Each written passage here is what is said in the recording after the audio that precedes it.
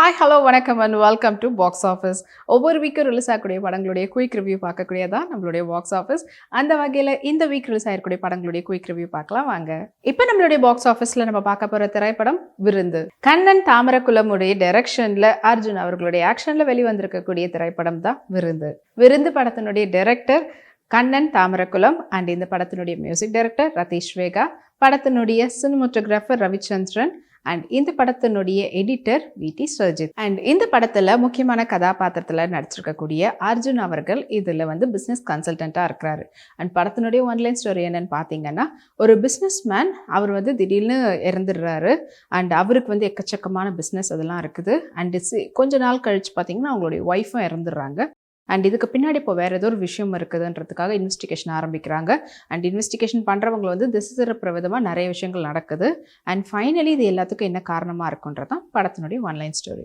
So இந்த படத்தில் ஒரு பிஸ்னஸ் மேன் இறந்துடுறாரு. இறந்ததுக்கப்புறமா அதுக்கான ஒரு இன்வெஸ்டிகேஷன் போயிட்டுருக்கும்போது அண்ட் ஓகே ஒரு யூஸ்வலான டெத்தாக இருக்குன்ற மாதிரி போகும்போது பார்த்தீங்கன்னா அதுலேருந்து ஒரு ட்விஸ்ட் கிடைக்குது. கொஞ்சம் நாள் அவங்களுடைய ஒய்ஃபும் இறந்துடுறாங்க. அண்ட் இதில் பிஸ்னஸ் கன்சல்டண்ட்டாக வந்திருக்கக்கூடிய அர்ஜுன் அவர்களுடைய ஆக்ஷன் பிளாக் அண்ட் அவருடைய கெட்டப்பாக இருக்கட்டும், மாஸ்கிங்காக இருக்கட்டும், இதெல்லாமே வேற ஒரு ஃபீல் கொடுக்குது.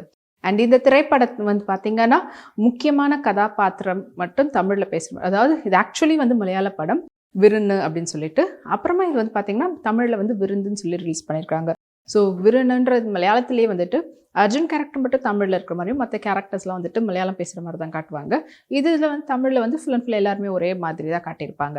ஸோ இதில் நிறைய ட்விஸ்ட் அண்ட் டர்ன் வரும்.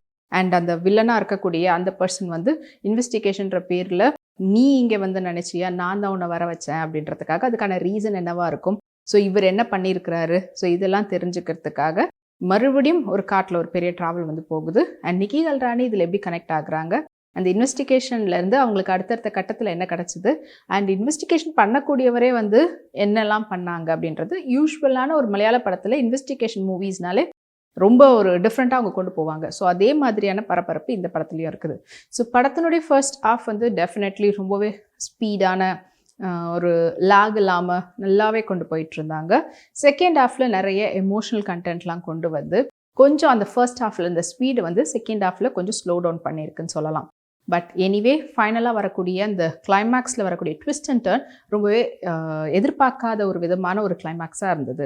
அண்ட் அர்ஜுன் அவர்கள் இது ஒரு விதமான அஃப்கோர்ஸ் எஸ் இதுலேயும் ஆக்ஷன் எல்லாமே இருக்குது. பட் இதில் அவருடைய ஆக்டிங் பெர்ஃபார்மன்ஸ் இன்னுமே பெரிய அளவில் பேசுகிற விதமாக இருந்தது. இது ரொம்ப நாளுக்கு முன்னாடி எடுக்கப்பட்ட படம், இப்போ தான் ரீசெண்டாக ரிலீஸ் பண்ணியிருக்காங்க அப்படின்னு சொல்லலாம். ஏன்னா அதில் நீங்கள் பார்த்துருக்கக்கூடிய நிறைய காட்சிகள் எல்லாமே அப்போ எவ்வளோ நாளைக்கு முன்னாடி எடுத்தாங்கன்றது நீங்கள் பார்த்தாலே தெரியும், அந்த விதத்தில் தான் இருக்கும். பட் சினிமோட்டோகிராஃபி ரவிச்சந்திரன் அவர்கள் பற்றி சொல்ல தேவையில்ல. அவருடைய இப்போ சினிமோட்டோகிராஃபி ரொம்பவே அழகாக இருக்குது. அண்ட் படத்துக்கான கரெக்டான அந்த த்ரில்லுக்கான அந்த மியூசிக் எஃபெக்ட்ஸ் எல்லாமே படத்தினுடைய மியூசிக் டைரக்டர் ரதீஷ் அவர்கள் கொடுத்துருக்குறாங்க. ஸோ நல்ல ஒரு டீசெண்டான ஒரு ஆக்ஷன் பிளாக்கோடு இருக்கக்கூடிய ஒரு இன்வெஸ்டிகேஷன் படமாக த்ரில்லர் ஜேர்னலில் எடுத்திருக்கக்கூடிய படம் தான் இந்த விருந்து. ஸோ உங்களுக்கு இன்வெஸ்டிகேஷன்லாம் பிடிக்கும்னா இந்த வீக்கெண்ட் இந்த திரைப்படத்தை தியேட்டரில் போய் பார்த்து என்ஜாய் பண்ணுங்கள்.